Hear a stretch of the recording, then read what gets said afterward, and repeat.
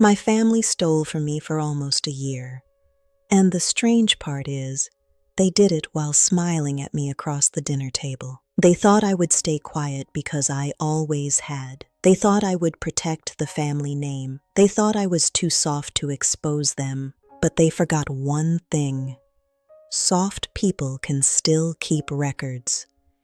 And when I finally showed everyone what they had done, the room went so silent. You know what the strangest part is? When people steal from you, you expect them to act guilty. You expect them to avoid your eyes. But my family, they smiled at me like nothing happened. They hugged me at birthdays. They even called me sweetheart while they were spending my money. And for the longest time, I let them. Not because I was stupid, but because when it is your own family, you keep giving them chances to become better. That was my mistake. I kept confusing blood with honesty, and those two things are not always the same. This happened years ago now. Back then, I used to sit in my car after family dinners and just stare through the windshield, trying to understand how the people who raised me could do this. The worst part was not even the money. It was how normal they acted. Like betrayal was just another family routine, like Sunday dinner or Christmas cards. My father died when I was 29. It was sudden, no warning, just one phone call from my mother at 6:13 in the morning. I still remember the time because I looked at the clock. 6:13. You remember useless little details when your life breaks. The ringtone, the sky. My father and I were close. He was a quiet man. If he loved you, he changed your oil. If he was worried about you, he checked your tires. That was him. He owned a small commercial property, a row of 3 little shops. He was proud of that building. He used to say, "One day, Claire, this place will keep you safe." After the funeral, everything shifted. Denise became the responsible one, Mark the practical one, and I became the easy one who didn't argue. A few days later, we met at my mother's. Denise brought a folder.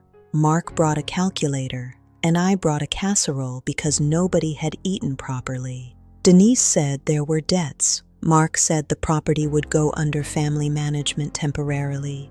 They said I didn't need to worry about the boring things. I asked, "But didn't Dad leave something for each of us?" The room went quiet, disappointed quiet.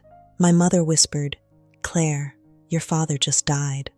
For months, whenever I asked, I got the same answers. It's being handled. Now is not the time. Grief makes you tired, and I wanted to believe them. Then, 8 months later, I ran into Sophia, the bakery owner.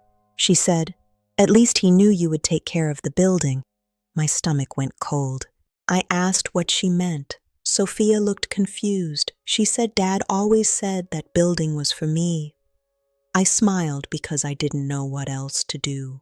That evening, I called Denise. I asked directly, "Was the building left to me?" There was a pause. Then she laughed and said, "Who told you that?" "I called my father's old attorney, Mr. Van Holt," he said. "Claire, I've been expecting your call for quite some time. Your father was very clear. The will left the commercial property to me, only me. It had been placed in a trust with clear instructions. The rent was supposed to go to me. That night, I started making a list of facts, dates, meetings, bank statements. Denise and Mark had been using my father's building as a private cash machine. My family loved appearances. Denise needed people to see her as responsible. Mark liked being the clever businessman. They had built a little public story. At my mother's 70th birthday, I decided. I wasn't going to fight them in a kitchen. I was going to let them tell their story, then show mine. The speeches began. Denise cried, saying Dad taught us honesty. Mark talked about protecting family. Some people don't just lie, they decorate it. Denise asked if anyone else wanted to say a few words. I stood up. I took the microphone and said, "I want to share something about Dad, too." I opened the gray folder. I said, "Dad left the property to me. The documents are here. Trust instructions are here." Mark said it was private business. I said, so was stealing the rent. Sophia stood up and said, your father told us the building was Claire's. That sentence hit the room harder than anything. My mother said, you were always his favorite. Not an apology, but resentment. I said, Dad loved us all, but only some of us respected him.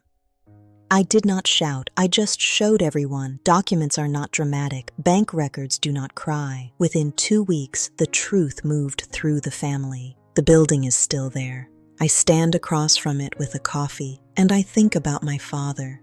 He was right. This place did keep me safe.